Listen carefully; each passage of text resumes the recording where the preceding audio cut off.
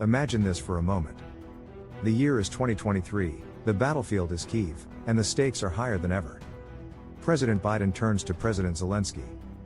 What will you do if Russia attacks Ukraine with everything they've got? Zelensky, unwavering, responds, "We will fight back with aircraft and missiles."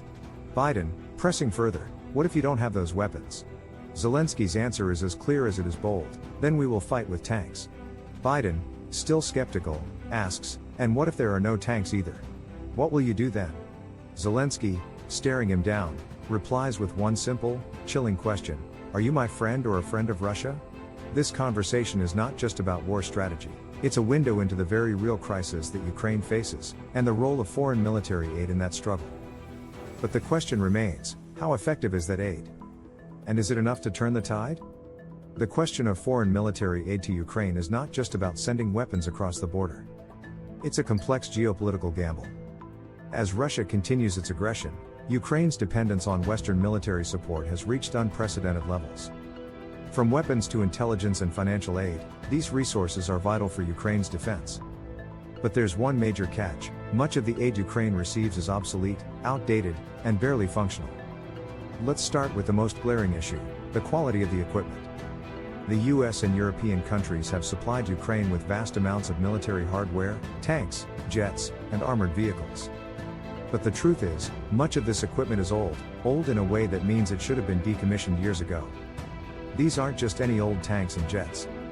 They're relics from the Cold War era, systems that were supposed to be scrapped, not sent into a live combat zone. We're talking about vehicles, artillery, and aircraft that were never meant to face the kind of modern warfare Russia is throwing at Ukraine. But here's where it gets interesting. Ukraine's engineers and military experts have become some of the most innovative and resourceful in the world. They've managed to repair and repurpose these outdated machines, turning them into weapons of war. Ukrainian ingenuity is saving the day, at least for now. But there's a catch: repairing outdated systems comes with limitations. Eventually, these machines will reach their breaking point, and without proper upgrades or new tech, Ukraine could face significant losses. Now, let's look at why Western nations are sending these outdated systems in the first place. It's not because they're trying to undermine Ukraine's defense. The simple truth is, it's cheaper. It's far more cost-effective for the US and European countries to send old tanks and jets than it is to deliver state-of-the-art systems like F-16s or the Patriot missile defense system. Politically speaking, it's also less risky. By providing older equipment, NATO countries avoid the perception that they're escalating the conflict. Sending new, high-tech weaponry could be viewed as a direct provocation to Russia, a spark that could ignite a much wider war. And let's be honest, many Western governments are trying to avoid that scenario at all costs. But there's a much bigger question that needs to be addressed. Is this strategic calculus short-sighted?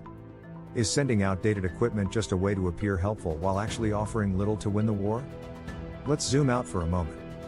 Ukraine may be fighting for its survival, but the rest of Europe is also at risk. Russia has already made its intentions clear: it isn't stopping with Ukraine. Plans have been uncovered. Russia is preparing to strike the Baltic states of Estonia, Latvia, and Lithuania. Thousands of Russian troops are already on standby. Finland's strategic importance is well known to Moscow, and in the event that Russia successfully overwhelms Ukraine, these countries could very well be next in line. Here's where the stakes skyrocket. The United States and the European Union have already poured billions into supporting Ukraine, but if Russia moves into Finland and the Baltics, those same billions will seem like a drop in the ocean. NATO, which is already overstretched, will be forced to confront Russia on multiple fronts. The cost of defending Europe could be much higher for the US and NATO than the cost of supporting Ukraine, yet many Americans argue about the burden of paying taxes to help a country at war. So, let's pause and think about this. What do you think? Is the West doing enough to deter Russia, or is the failure to supply Ukraine with cutting-edge technology just postponing the inevitable? Let me know in the comments below. And if you haven't already, hit that subscribe button for more videos where we dive into the geopolitics that shape our world today. Now, let's talk about the big-ticket items: the F-16 fighter jets, the Patriot missile defense systems, and drones. These are the weapons that Ukraine is desperately asking for. And for good reason. Ukraine's air defense capabilities are among the weakest in Europe, and Russia's air superiority has been one of the main advantages they've had throughout this war.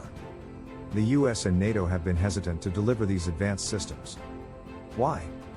Some say it's because of the risk of provoking Russia, while others argue it's about keeping NATO's actions restrained, keeping the war limited to Ukraine alone. But if Ukraine had these systems in place, the course of the war could be radically different. With F-16s, Ukraine could target Russian positions more effectively from the sky. With Patriot missiles, they could defend against incoming Russian strikes.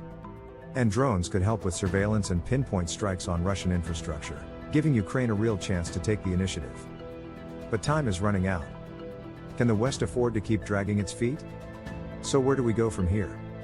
NATO, the US, and the EU will face an even harder decision if Russia begins its next phase of aggression. In many ways, Ukraine is a testing ground, a test of how committed the West is to its own security and values. If Ukraine falls, NATO will have to deal with a much larger problem. An emboldened Russia could rewrite the rules of European security, and the costs of defending Europe could be astronomical, far more than any foreign military aid sent to Ukraine. Here's the final question for you: is foreign military aid to Ukraine just a temporary solution, or will the West need to make a much larger commitment to secure its future? Leave your thoughts below, and make sure to share this video with anyone who needs to understand what's really at stake in Ukraine.